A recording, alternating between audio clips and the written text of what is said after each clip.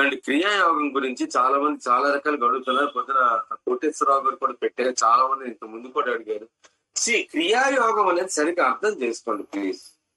క్రియాయోగం అనేది nothing but శ్రీకృష్ణుడు చెప్పిన భగవద్గీతలు ఏదైతే చెప్పాడు యోగాల గురించి అదే క్రియాయోగం.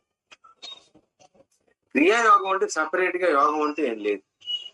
క్రియ అంటే ఏంటి? Simple logic. క్రియ అంటే మనం చేస్తున్న ప్రతి పని ఒక క్రియ. దాన్ని ఇంకో రకంగా కర్మ అని కూడా అనొచ్చు.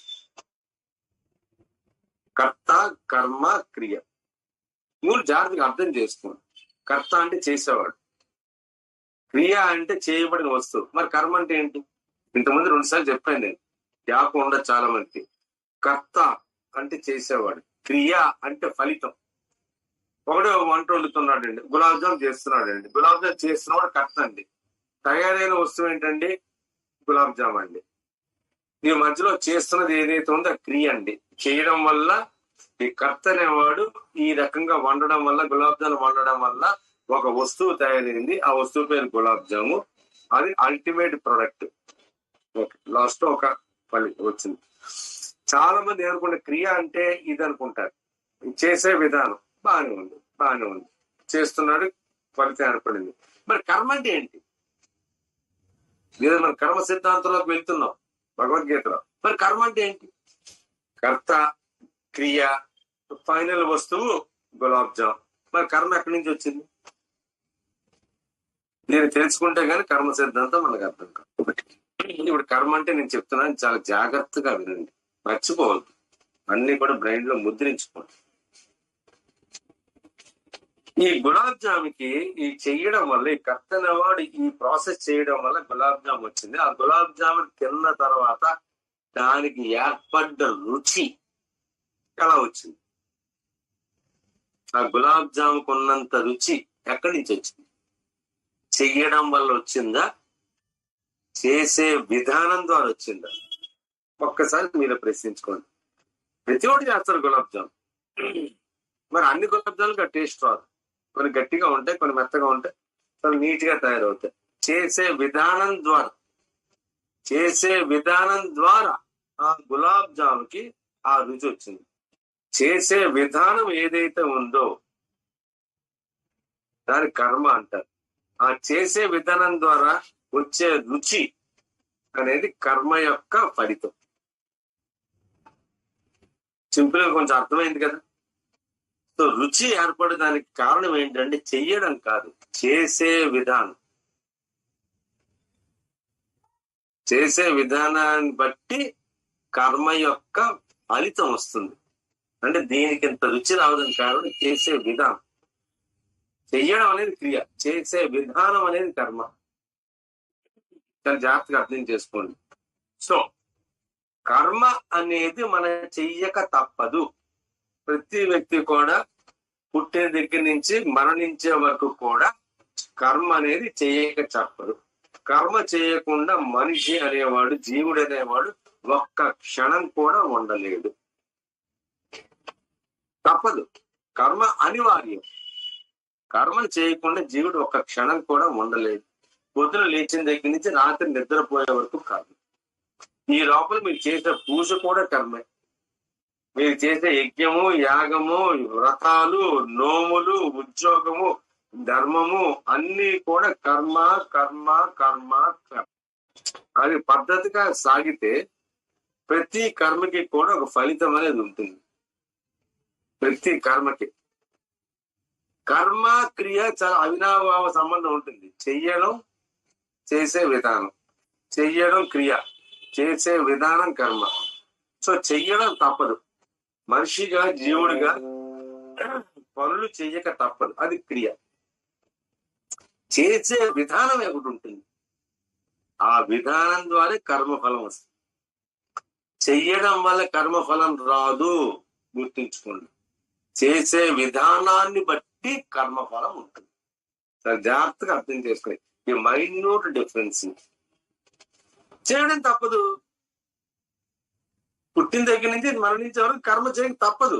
దాని గురించి పెద్ద ఆలోచించక్కర్లేదు. It is inevitable. ఎవడు కూడా దీన్ని తప్పించుకోలేడు. మనం చేయవలసిందల్లా, మనం జాగ్రత్త పడవలసిందల్లా కూడా చేసే విధానాల్లోనే జాగ్రత్త పడాలి. చేసే విధానంలోనే జాగ్రత్త పడాలి. ఒక పని 100 రకాలుగా చేయొచ్చు. జాగ్రత్తగా ఆలోచించండి. ఒకే పని నేను 100 రకాలు చేయొచ్చు. నేను ఒకలా చేస్తాను, కోటేశ్వరరావు గారు ఒకలా చేస్తారు, శ్రీదేవి గారు ఒకలా చేస్తారు, ముళ్ళపూడి ఇంకోలా చేస్తారు. అది చేసే విధానంలోనే తేడా ఉంది. కానీ అందరూ చేస్తున్నాం. ఆ చేసే విధానం ఏదైతే ఉందో దాని వలన కర్మ యొక్క ఫలం ఏర్పడుతుంది. గుర్తుపెట్టుకోండి. ఎవరు కూడా రాసుకోండి కావస్తే ఇంపార్టెంట్ పాయింట్లు. లేదంటే సరే ఇది నేను పెడుతున్నా, ఏదైతే నేను చెప్తున్నానో అది నేను పెడతాను కూడా, పర్వాలేదు. ఎక్కువగా గ్రహించడానికి ప్రయత్నించండి. అదే న్యూటన్స్ థర్డ్ లా. ఈ విషయం మనం ఎప్పుడో చెప్పారు. మనకి న్యూటన్స్ థర్డ్ లా చెప్పగానే మనసులో పడుతుంది. Every action has an equal and opposite reaction. Newton's third law అదే కదా. ప్రతి యాక్షన్ కి కూడా equal equal equal and opposite reaction ఉంటుంది. ఈక్వల్ గా ఉంటుంది, ఆపోజిట్ లో వస్తుంది. బాల్ గోడ మీద కొట్టామంటే ఎంత స్పీడ్ గా కొడతాం అంతే స్పీడ్ గా వెనక్కి వస్తుంది. అది న్యూటన్స్ థర్డ్ లా. చేసే విధానం మనం ఎంత చేసే విధానం అర్థమైంది కదా. బాల్ ఎంత మనం ఫోర్స్ గా గోడ మీద కొడతామో అంతే ఫోర్స్ గా వస్తుంది. ఇది చేసే విధానం. అందరూ కొడతారు బాల్, చేసే విధానం ఉంది. ఎంత గట్టిగా కొడతామో అంత గట్టిగా మనకి రియాక్షన్ వస్తుంది. ఇది కర్మ, దాని ఫలితం అది. ఇది కర్మ, దాని ఫలితం రియాక్షన్. సో కర్మ చెయ్యడం అనివార్యం, తప్పదు. కర్మల నుంచి తప్పించుకోవడం అని చూడడం కూడా అజ్ఞానమే. కర్మలు చేసి తీరాలి.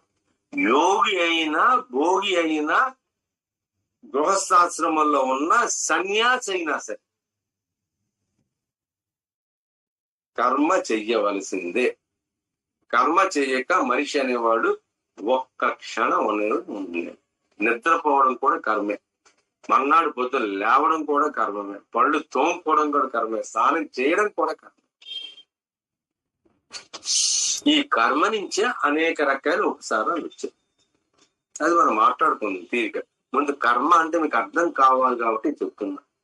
సో ఆధ్యాత్మికంలో ఈ కర్మకి విపరీతమైన స్థానాన్ని కల్పించారు మన సనాతన ధర్మం. విపరీతమైన స్థానాన్ని కల్పించారు ఈ సనాతన ధర్మంలో. చాలా జాగ్రత్తగా దాన్ని అర్థం చేసుకోవాలి. కర్మ సిద్ధాంతం లేకుండా జ్ఞానం రాదు. కర్మ సిద్ధాంతాన్ని త్రికరణ శుద్ధిగా ఆచరిస్తేనే జ్ఞానం వస్తుంది. మీరు చేస్తున్న ప్రతి కర్మని కూడా ఒక కర్మ యోగంగా మార్చుకుంటేనే జ్ఞానం వస్తుంది. అందుకోసమే భగవద్గీత దీని పేరు కర్మ యోగము. కర్మ సిద్ధాంతం వేరు, కర్మ యోగం వేరు. కర్మ యోగము అంటే అర్థం ఏంటంటే ప్రతి కర్మ చెయ్యడము నిష్కామంగా చెయ్యడం, ఎటువంటి కోరిక లేకుండా, ఎటువంటి ప్రతిఫలాన్ని ఆశించకుండా, నా ధర్మంగా భావిస్తూ నేను తప్పకుండా చెయ్యాలి కాబట్టే చేస్తున్నాను అన్న భావన లేకుండా, చెయ్యాలి కాబట్టి నేను చేస్తాను, ఎటువంటి ఎక్స్పెక్టేషన్ లేకుండా, ఎటువంటి ఎక్స్పెక్టేషన్ లేకుండా చేసే నిష్కామ కర్మ మాత్రమే కర్మయోగం. కర్మ అంటే ఇది చేయడం, ప్రతిఫలాన్ని ఆశించి చేయడం, ఆశించకుండా చేయడం పక్కన పెట్టండి. ఇవన్నీ కర్మ అంటే చేయడం. కర్మయోగం అంటే మాత్రం ఎటువంటి ఫలితాన్ని ఆశించకుండా చేయడం అనేది కర్మయోగం. అంటే నిష్కామ కర్మనే కర్మయోగం అంటారు. శ్రీకృష్ణుడి ఉద్దేశంలో కర్మయోగము అంటే నిష్కామ కర్మ. అదే మన సిద్ధాంతం. మొదటి నుంచి కూడా మన సన్మతి సేవా సత్సంగ సిద్ధాంతం ఒకటే. నిష్కామ కర్మ ఆత్మానుభూతి, సెల్ఫ్లెస్ డీడ్స్, సెల్ఫ్ రియలైజేషన్. ఇదే మన మోటో. ఇంకో మోటో లేదు. మన మోటో అంతా కూడా ఇదే, selfless deeds and self realisation.